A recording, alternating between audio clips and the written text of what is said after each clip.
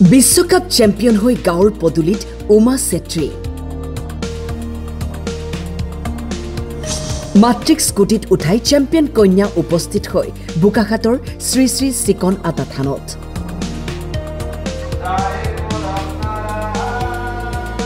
চাকি ধূপ আগবঢ়াই আশীৰ্বাদ ললে উমা চেত্ৰীয়ে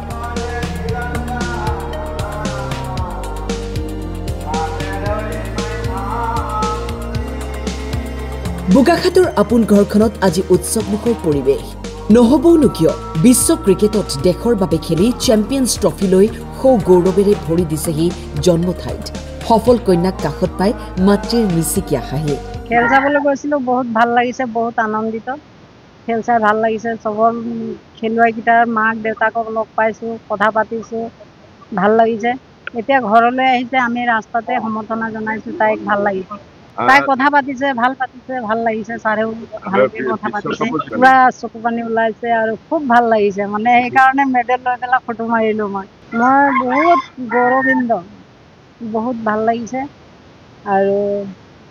তাই ভালকে খেলক আৰু আগলৈ যাওক সেইটোৱে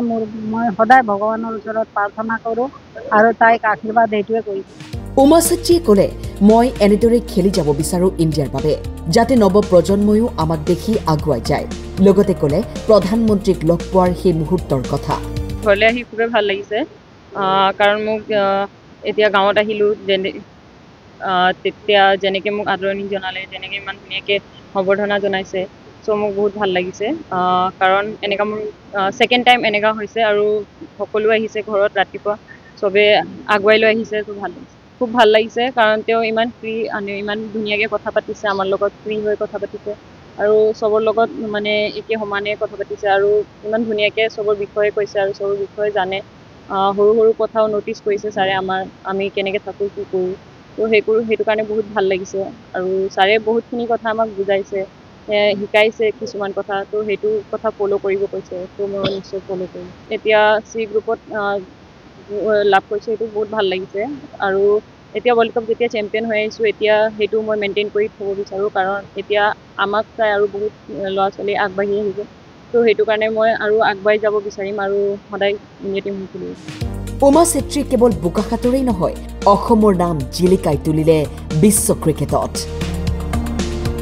আমি খুবেই আনন্দিত বিশেষকৈ বিশ্ব মহিলা ক্ৰিকেট জয় কৰি অহাৰ আগতে আমাৰ উমায়ে অলিম্পিকৰ পদক লাভ কৰিছিলে আৰু এজন খেলুৱৈয়ে অলিম্পিক আৰু বিশ্বকাপ দুয়োটাই পদক মানে জয় কৰাটো বৰ সহজ কথা নহয় এই অসম্ভৱকো সম্ভৱ কৰি আজি উমা চেত্ৰীয়ে আমাৰ বোকাখাটৰ নাম সমগ্ৰ অসমৰ লগতে গোটেই সমগ্ৰ বিশ্বত যি নাম আমাৰ বোকাখাটৰ নাম পৰিচিত কৰি দিলে তাৰ বাবে আমি বোকাখাট জিলা ক্ৰীড়া সন্থাৰ তৰফৰ পৰা উমা চেত্ৰীক আন্তৰিক অভিনন্দন জ্ঞাপন কৰিছোঁ আৰু লগতে আমি